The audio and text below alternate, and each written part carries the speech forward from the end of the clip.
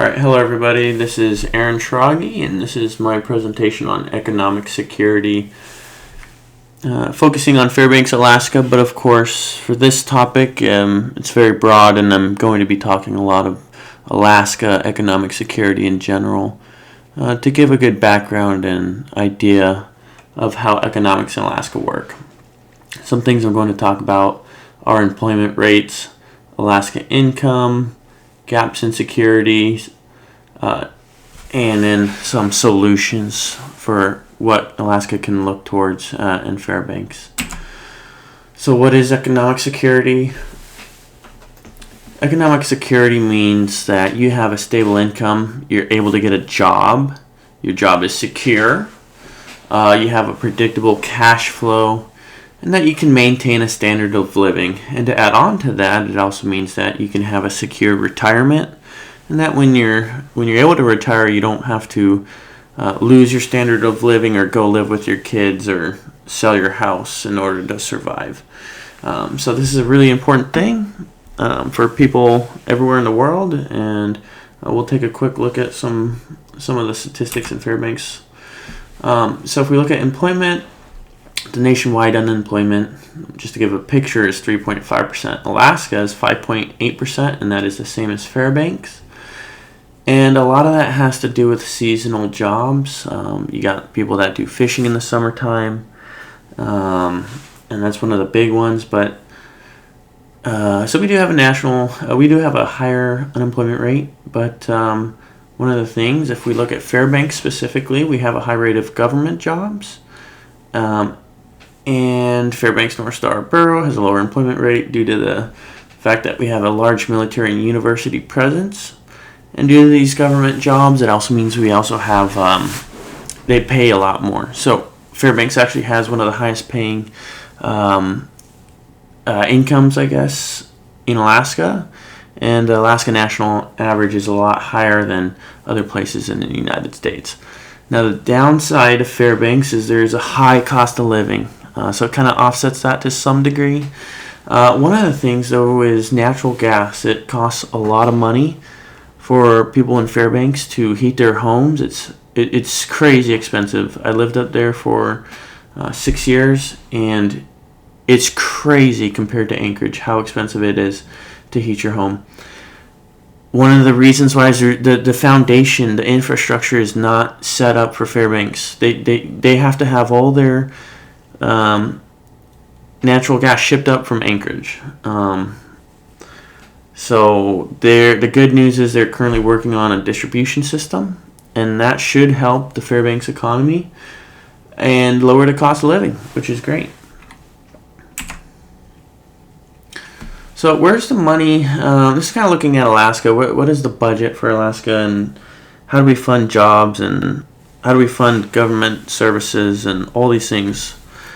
The main way we get our money is oil, and there's kind of like the big three, which is oil, federal funds, and then our investment account, the PFD. So oil is 56% of the state's total budget, and that's total budget. If you look at the general funds, which is kind of Alaska spending money, it's more like 90% of that. So this is largely based off the price of oil and how much oil is being pumped out. So it fluctuates all the time, especially right now.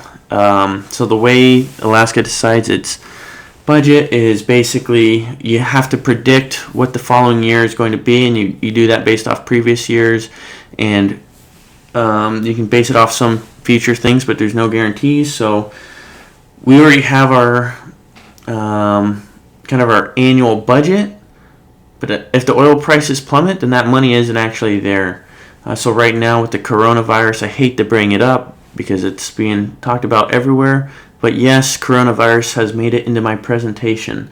Oil prices have plummeted. No one is traveling right now. So we are losing a lot of money, and it's kind of put Alaska in a really bad place right now. There's lots of budget cuts coming out. We're going to talk about that in a little bit. So we really rely on that. Federal funds, 19%. That's like Medicare, highways, having bridges. That money cannot just be spent on anything we want. It's a lot more regulated than the money we make. And then another 19% comes from investments. So we have a large permanent fund dividend that's sitting in a bank account. And it's just like your 401k or your 457. You put your money in the bank, it sits in that savings account, and over time you're going to get 6% back is the average. Unless, like right now with the coronavirus, it might be like negative 16%. But it fluctuates, and that money is going to grow over time. So that's a big income for us. And then 5% comes from fishing, mining, corporate taxes, etc. So a very small amount comes from that. So you look at that and wow, like we're really heavily oil dependent. So let's go ahead and look at the gap. So obviously we are oil dependent. That's a big issue for us because when those prices drop, our money is gone.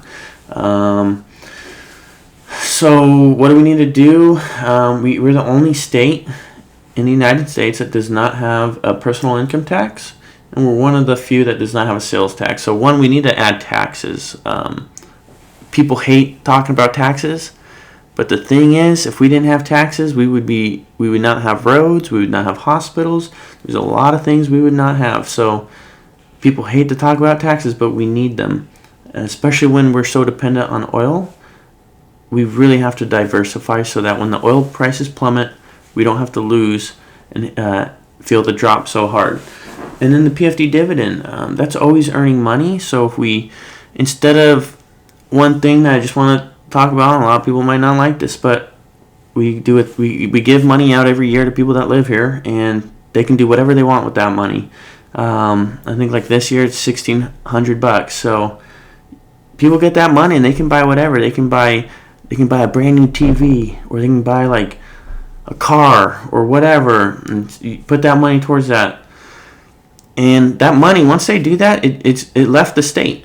They gave the money to someone and they invested it in something that goes out of our state, so we lose all that money. Whereas another way is, instead of giving all that money away and having it leave the state, is we could invest it in new infrastructure and providing things that will give back in the future. All right, I hope everyone enjoyed my presentation on economic security and focused on Fairbanks, Alaska.